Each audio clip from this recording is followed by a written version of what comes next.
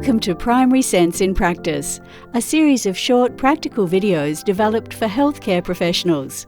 In this series, we'll show you how to use and understand Primary Sense reports so you can make informed, data-driven decisions in your everyday practice. Let's get started. Primary Sense is provided at no cost to general practices by your PHN, making it the most widely used and preferred clinical decision support tool across Australia. All data used by Primary Sense is fully de-identified, protected by strict privacy measures, and stored securely within Australia, and it is never sold or commercialised. To run a report, click on the Primary Sense icon on your desktop or taskbar. From the expanded menu, click on the Reports icon and double-click on the desired report you'd like to run.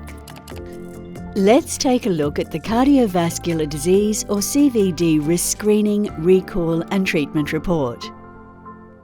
The CVD Risk Screening, Recall and Treatment Report has been developed as part of a Queensland statewide initiative called PHASES, or Preventing Heart Attacks and Stroke Events Through Surveillance. It is designed to provide data-driven insights at the point of care and facilitate early intervention by helping GPs and other primary care providers identify patients at high risk for CVD. This enables proactive guidance on lifestyle and behaviour modifications and treatment management before conditions become severe. At the top of the report, you will see the title of the report, your practice name, and date and time the report was downloaded. Click on each of the boxes to see more information about the report. This report also highlights missing MBS items of care for patients in your practice. There are filters above each table to allow results to be refined, such as time period since last total cholesterol result. Patients that are displayed on this report are filtered to include all people aged 45 to 79 years, people with diabetes aged 35 to 79 years, and Aboriginal and Torres Strait Islander people aged 30 to 79 years.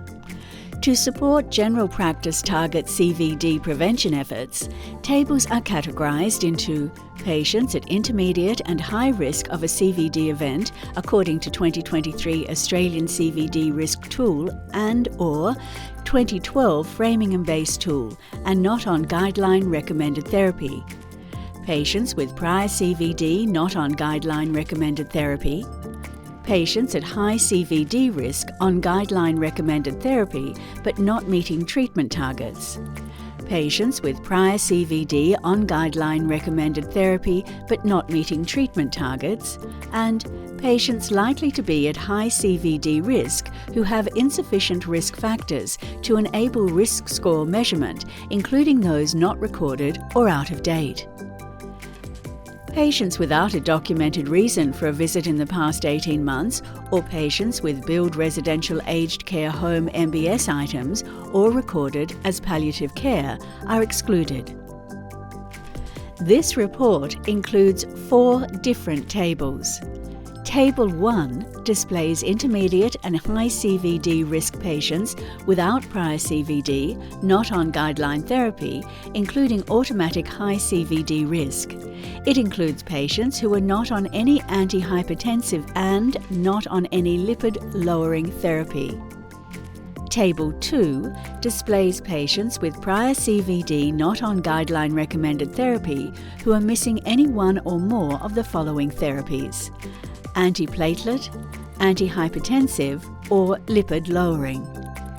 Table 3 displays patients at high CVD risk or with existing CVD on guideline recommended therapy but have not met treatment targets, including patients on guideline recommended therapy with an active prescription within past 18 months, and who meet at least one of the following not at target criteria: on lipid-lowering therapy and LDL greater than or equal to 1.8 millimoles per litre if there is no prior CVD, or greater than or equal to 1.4 millimoles per litre if there is prior CVD. or on antihypertensive therapy and systolic blood pressure greater than or equal to 140. Table 4 displays patients likely to be at high CVD risk with incomplete or outdated risk factor data who are recommended for priority screening. Please check the user guide for more in-depth descriptions of the report parameters, inclusions and exclusions. Click Information about this table for explanatory notes on the data captured in the table below. The results can be sorted by clicking on each column. Click to rearrange results alphabetically, chronologically, and in ascending/descending order.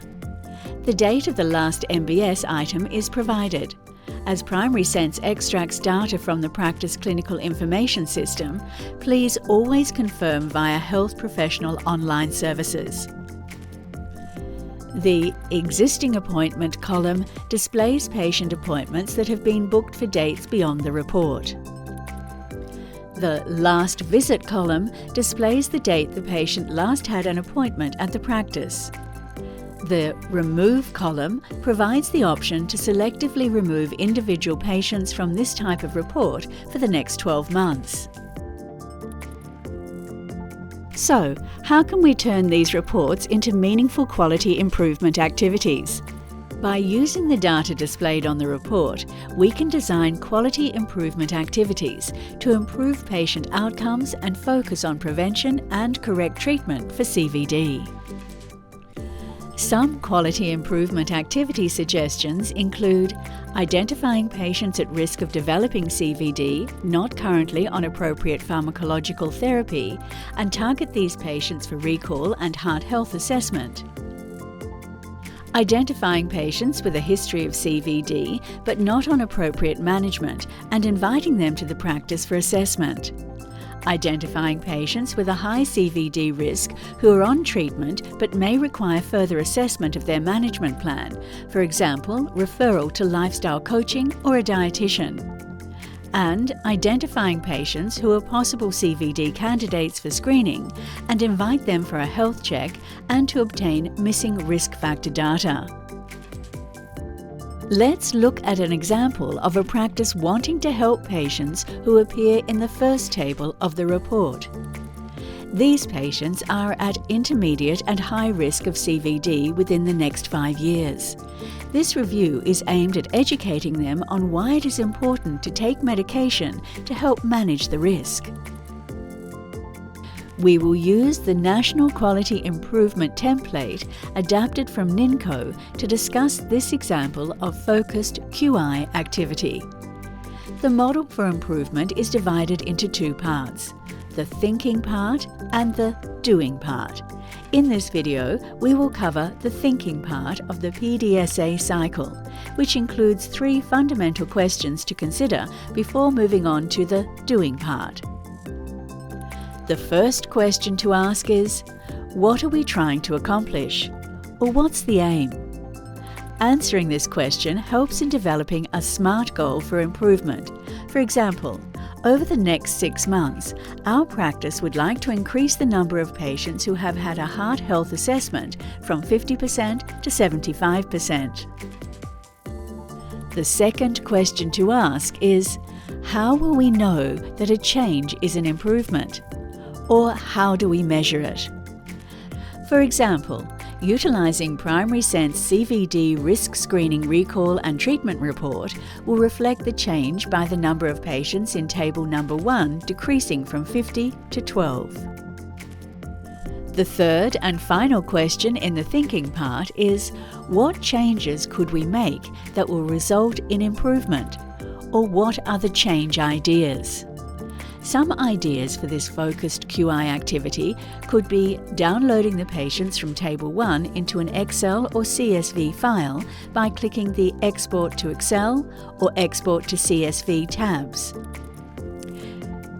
Communicate with the practice team regarding a process for recalling these patients for specific reviews, which could involve a standard GP appointment or even a heart health check, MBS item 699, assuming the patient meets Medicare criteria.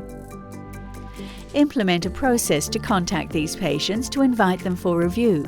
This could be done by a simple SMS, personalised phone calls or letters, depending on the practice demographic. Book patient accordingly with practice procedure. And study the enablers and barriers to this process and adapt accordingly, documenting all as you go. Contact your PHN for support or to learn more about establishing and enhancing quality improvement in your practice.